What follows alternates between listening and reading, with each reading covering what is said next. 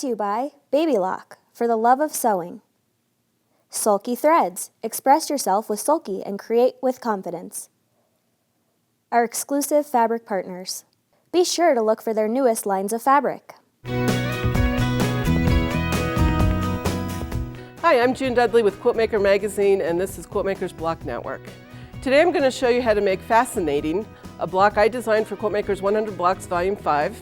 It's block number 428, and we're also going to take a look at how to do some fussy cutting on fabric. So here are the fabrics you need to make this block. You need two browns, a light brown, a red, and a cream print with novelty designs on it. And you'll see the materials needed to make a 12-inch block on your screen.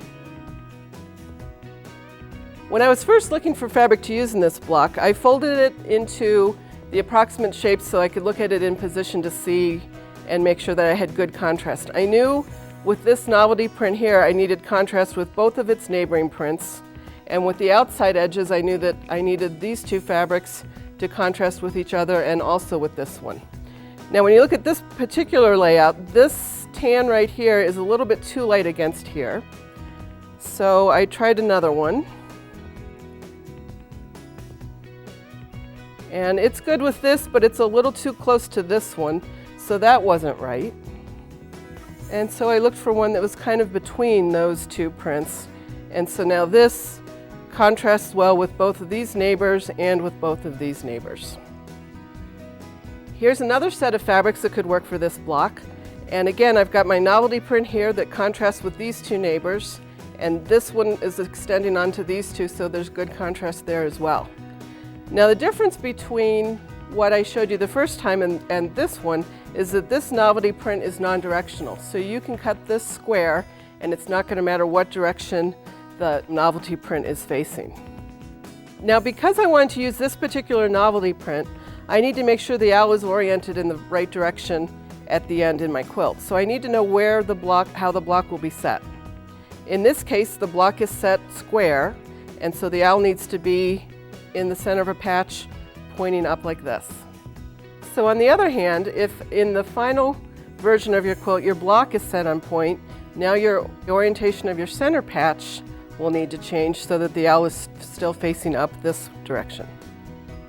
So for my center patch to be oriented in a diamond position using this fabric, I need my owl to be facing upright, which means I'm going to need to cut this fabric on the bias. I used plastic template and cut that to a 7.5 inch template.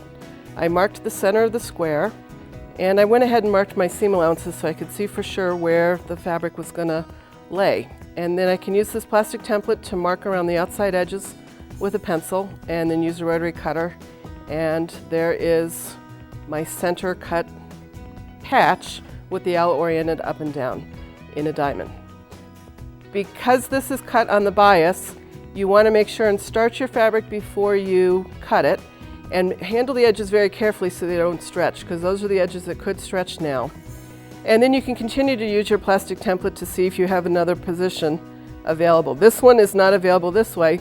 However, if my block was on point and I was looking for my owl to be oriented this direction, I can still use the same template to center him and see what patches are available. And you'll notice when you are fussy cutting fabric like this, it will take more fabric than is usually called for in a pattern in order to have positions available to you. And you will foundation piece your 4 corner sections and make 4 units like this.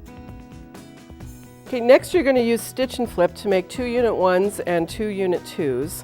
The light brown beads will be at the center of both units. When you mark your C's and D's, notice that this is not a square anymore, so you've got to make sure and mark that carefully. You can use your 45-degree angle on your ruler and line that up on the edge of the patch and line up with your corner to draw your seam line.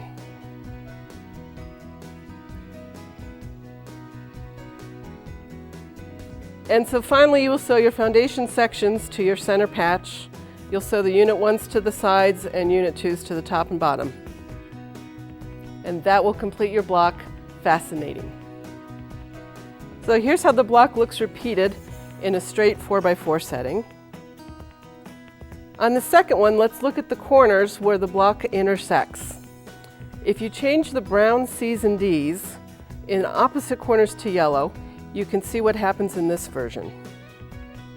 And next, because we still have a directional print in the center patch, change the position of the brown and yellow C's and D's in half the blocks, and the secondary design becomes alternating brown and yellow diamonds where the blocks meet. I stayed with one color family in these examples, but imagine using these ideas in your next quilt. Play with colors in the block corners to see what designs appear. Let's see what happens when this block is set with a companion block. This is Facet-nating Twist that appears in Quilts from Quiltmaker's 100 Blocks, Fall 2012. The best way to stay in touch with Quiltmaker's Block Network is to subscribe to our YouTube channel. Subscribe now and we'll see you again. You can find Facet-nating and 99 other inspiring blocks in Quiltmaker's 100 Blocks Volume 5. Thanks for visiting today. Hope to see you again soon on Quiltmaker's Block Network. Oh, let's try, this is me on camera again.